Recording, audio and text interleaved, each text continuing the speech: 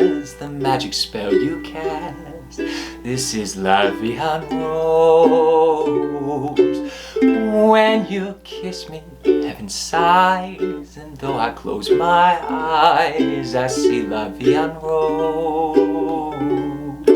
When you press me to your heart, I'm in a world apart, a world where roses bloom. And when you speak, angels sing from above. Everyday words seem to turn into love songs. Give your heart and soul to me, and life will always be La Vie en Rose.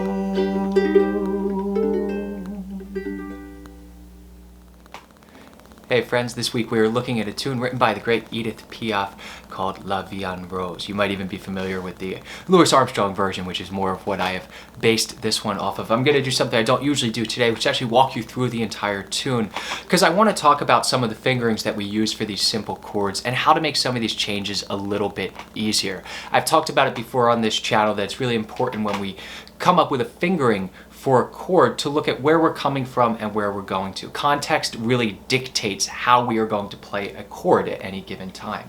So we're starting off in this tune on a regular old G major chord, but what we're going to do is actually do this as a partial bar. We'll leave the G string open and lay our first finger across the 2nd fret and then our middle finger on the 3rd fret of our E string, giving us the G major chord you're used to. But the reason we're doing this is because in the next measure, we're going to go to a G major 7th chord. And the only difference there is we need an F sharp. So we need to just pick up the 2nd finger. And if we finger it this way as opposed to this, we have much less movement within the chord, and the less that we have to move, the more smoothly we're going to be able to get to the chord. So we'll strum G 4 times, G major 7th, just lift up the 2nd finger, and then as we go to this G 6th chord, your first finger, the pad of it, because of the partial bar, is already where it needs to be on the 2nd fret of the C string, so we're going to pivot around that and just bring the 2nd finger to the 2nd fret of the A string, giving us a G 6th chord. So here's these first 3 measures, and pay close attention to the left hand on this. Lift up the 2nd finger, pivot around the 1st. So you see how little movement is in there, and that's going to help these transitions be a little bit smoother. Now after this, we're going to an A minor chord, which is going to be 2, open, open, 3. We're going to voice this with our 1st finger, and you can use either your ring finger or your middle finger. It doesn't really matter. I prefer to use my middle finger because then I'm just sliding it up the A string from the G 6th chord. And we're going to strum this A minor twice and then go directly to a D 7th. And all we have to do for the D 7th is take this 1st finger and just lay it down as a bar. And the C and the A are a common tone. So they're still in there. We're only changing the 2 middle strings. And then we repeat that in bar 5, A minor to D 7th again with the same exact fingering.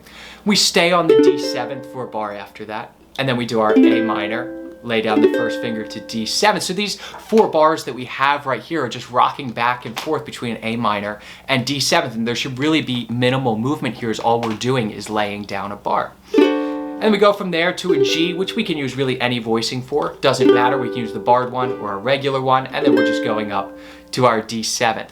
Let's just play these first 8 bars of the tune together. So it's going to sound something like this, and pay close attention to the left hand fingering. 1, 2, 3, 4. G, G major 7th, pivot around the 1st finger to G 6th, now to A minor, lay down the 1st finger for D 7th, A minor, 1st finger for D 7th, stay there, now back to our A minor, lay down the 1st for D 7th, then G, D 7th.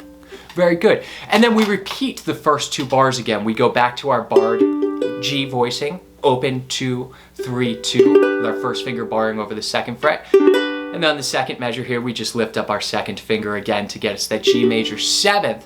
But now as we go to the G 6th, if we look ahead in measure 11, we're going to be going now from this G 6 to a G 7th as opposed to the A minor as we did previously. So this is going to give us a different fingering. So instead of pivoting around the 1st finger, we're actually going to come down and use our 2nd and third fingers to voice the G6. There'll be open, middle finger on the 2nd fret, open, ring finger on the 2nd fret. And the reason we do this is because we're going to strum it for 2 bars and then just put our first finger down to have a G7th chord. So it's less movement here. So here are those 3 bars of the G chord variations. The G major 7th, and then ring finger and middle finger. And we resolve to C by just sliding our 3rd finger right on up to the 3rd fret. After this, we're going to a C minor chord for 4 bars. This is just going to be a bar like this. You can really use any finger you want. I like using the 1st finger on this because then we can just slide it right back down to have our barred G chord in the next bar. And then the 1st finger slides down 1 more to get to an A7th, open 1, open, open. And then we have our A minor, D7th again. And then our last line here, we really reiterate what we did in the beginning. We go G, G major 7th, and then we go directly to our 2-5-1, our A minor, D7th, and then G. So when you're playing through this tune at home, just pay close attention to the fingerings that you're using and make sure they're logical and they get you to the next chord change as efficiently as possible.